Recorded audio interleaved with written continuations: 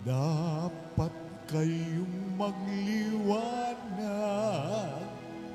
ng kabutiha'y mahayag, at Diyos ang siyang matanyag. Alleluia,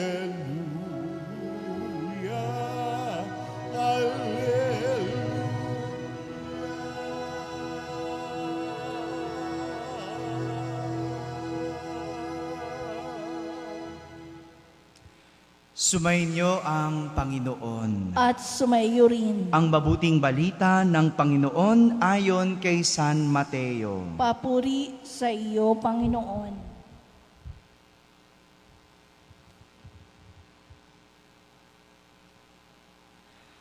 Noong panahong iyon, sinabi ni Jesus sa kanyang mga alagad, "Kayo ay asin sa sanlibutan. Kung mawalan ng alat ang asin, paano pang mapapanauli ang alat nito? Wala na itong kabuluhan, kaya't itinatapon na lamang at niyayapakan ng mga tao. Kayo ay ilaw sa sanlibutan. Hindi maitatago ang isang lungsod na nakatayo sa ibabaw ng burol. Walang nagsisindi ng ilaw at naglalagay nito sa ilalim ng takalan. Sa halip ay inilalagay ito sa talagang patungan upang matanglawan ang lahat ng nasa bahay. Gayon din naman, dapat ninyong paliwanagin ang inyong ilaw sa harapan ng mga tao upang makita nila ang inyong mabubuting gawa at luluwalhatiin ang inyong amang nasa langit." Mga kapatid, ang mabuting balita ng Panginoon. Pinupuri ka namin, Panginoong Jesucristo. Magsiupo po ang lahat at makinig sa humilya. Isang magandang umaga po sa inyong lahat. Magandang umaga sa mga nasa barangay na nakakapakinig ng ating banal na misa, sa lahat ng mga nasa tahanan nagsisimba via online, at sa lahat ng nasa abroad. Magandang araw po sa inyong lahat. Sama kayo sa aming banal na pagdiriwang dito sa ating parokya. Na-miss ko magtagalog mas. At na-miss ko rin kayo. No? Kahit hindi nyo ako na-miss ko kayo. No? Ako, na-miss ko na kayo. No? Na-miss ko rin bumati, no? Sa mga nasa barangay. Baka akala nila wala na ako. No? Welcome back to me. Welcome back. It's nice to be home. No? Masarap magbalik sa aking tahanan. No? Kahit marami ako napuntahan, no? Walang panama yung ating simbahan. No? At walang panama, no? Ang misang Tagalog. No? Misang Tagalog. Nais kong pagnilayan natin ang mga katangian ng mga imaheng ipinakita ni Jesus na dapat katangian ng isang alagad. Ano yung imaheng ginamit niya? Hello. Ilaw at very good. At asin, no? At asin, no? Kung mayroong isang parehas na katangian, ang isang ilaw at asin, ito ay ang pagiging nilang enhancer. Wala akong maisip na Tagalog, no? Nire-research ko, ano bang Tagalog ng enhancer? No? Nakita ko lang ang ibig sabihin nito sa Tagalog ay makadadagdag. Alam niyo ba ibig sabihin enhancer? No? Sorry na, galing ako sa mga English countries, no? O English mass, nag-English mass, kaya dala ko pa rin, no? Enhancer. No? Okay, mag-alala. Papaliwanag ko ano ibig sabihin ng enhancer. No? Sa Tagalog, ibig sabihin niya makadaragdag. Gaya ng asin, kapag nilagay sa pagkain, hindi asin ang nalalasahan. Di ba? Ayan si Ate Monang, no? Madalas kayo magluto, yung mga SSDM. Di ba? Pag naglagay ka ng asin sa niluluto na putahe, hindi asin ang nalalasahan. Bagamat may sarili siyang lasa. Anong lasa ng asin? Maalat. Pero nakadadagdag siya ng lasa sa isang pagkain. Hindi siya pwedeng mangibabaw na kapag natikman mo, ang malalasahan mo, asin. Hindi pwede, di ba? Pag sumobra ang asin, ano mangyayari? Pag ang asin ang nangibabaw, ano mangyayari? Magiging maalat. Hindi masarap ang pagkain. Nakadadagdag lang siya ng lasa. Nakadadaglag lang siya ng sarap. Enhancer. Gaya din ng ilaw. Hindi siya ang napapansin, kundi ang kanyang iniilawan. Tama? Hindi siya pwedeng mangibabaw. Kundi, pag nangibabaw ang ilaw, ano mangyayari? Nakakasilaw. Halimbawa, itong ating altar, di ba? Maganda na yan. Maganda na yung altar. Pero, pag inilawan, nakadadagdag pa ng ganda. Tama? Pero saan ka nakatingin? Sa altar o sa ilaw? Sa altar. Hindi mo tinitignan yung ilaw. Tama? Enhancer. Nakadadagdag.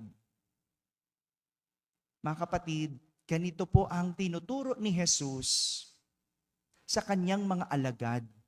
Yan ang pagkakalarawan ni Jesus sa isang alagad. Hindi pwedeng mangibabaw, kundi ang tao ay masisilaw. Nakadadagdag lang sila. Enhancer. Parang isang ilaw at asin. Ito ang ibig sabihin ng pagiging alagad. Hindi siya ang bida, kundi marunong sumuporta. Hindi siya ang makinang, kundi meron siyang sariling kinang. Hindi siya ang lalasa, pero nagbibigay siya ng lasa. Dahil ang totoong bida at ang dapat kuminang ay ang kanyang sinusundan. Ganyan ang pagiging alagad. Maliwanag ba yon? Ang ibig sabihin ng enhancer?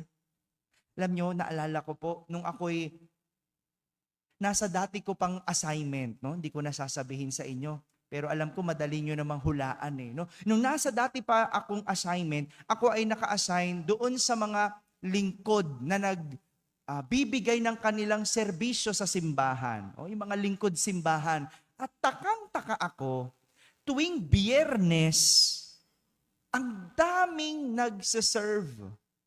O, alam niyo na kung saan yun, no? Tuwing Biyernes, nagsisiksikan sila sa Biyernes. At hindi lang yan, nagsisiksikan sila sa isang oras ng misa. May tinatawag sila doon prime time, no? May ganun pa, no? Natakang-taka ako. Monday to Thursday at Saturday, kulang mag-serve. Pero kapag Friday at Sunday, ayan, andyan sila, nag-aaway pa, no? Syempre, pag magbabasa ka, magle-lector ka, ilan lang naman yan, no? First reading, o salmo, o panalangin ng bayan, o tas commentator. 4 lang pwede na. No? Mag-serve, yung mga mag-serve, gusto, 10 sila. O paano mo hahatiin? Kaya nirecollection ko sila eh. No? Bakit ka ba talaga naglilingkod? Sino bang gusto mong makilala? Sino bang gusto mong ipakilala? Sino ba ang gusto mong kuminang? At sino ba ang gusto mong maging bida? Alam nyo nung una, galit na galit sa akin yung mga lingkod, no? Galit na galit, no? Kasi binabawalan ko raw sila maglingkod. Sabi ko, hindi nyo nakukuha ang punto. At nang binasa ko sa kanila ang pagbasang ito, ang ebanghelyong ito, naliwanagan sila. Naliwanagan sila. Ang misa, pare-parehas yan. Kahit magmisa ka sa barangay, sa loob ng kapilya, sa loob ng simbahan, basilika, misa yan. Dahil yan ay presensya at andyan ang presensya ng Panginoon at hindi nababago. Pero minsan tayo mga lingkod namimili. Bakit? Kasi gusto sumikat. Gusto makilala. Gusto maging bida. Hindi ganyan ang pagiging alagad. Kung dyan mo tinitignan ang iyong pagiging alagad at pagdilingkod, magdalawang isip ka. Dahil para kay Jesus, ang isang alagad ay asin at ilaw. Enhancer lang. Pag ang asin ang nangibabaw, hindi magiging masarap ang putahe. Kapag ang ilaw ay masyadong maliwanag, hindi magiging maganda sa paningin. Nasisira nito lalo ang isang bagay. Kaya maganda, paanyaya sa atin, kung ikaw ay isang alagad ng Diyos, enhancer lang tayo. Ang dapat na makilala ay ang Diyos. Ang dapat na kuminang ay ang Diyos. Ang dapat na malasahan ay ang Diyos. Dahil tayo ay mga pandagdag lang ng kinang at lasa ng ating sinusundan. Mga kapatid, itong hamon sa atin lahat bilang mga alagad ni Jesus, ang maging asin at ilaw na makadadagdag ng liwanag at sarap sa mundo. Amen?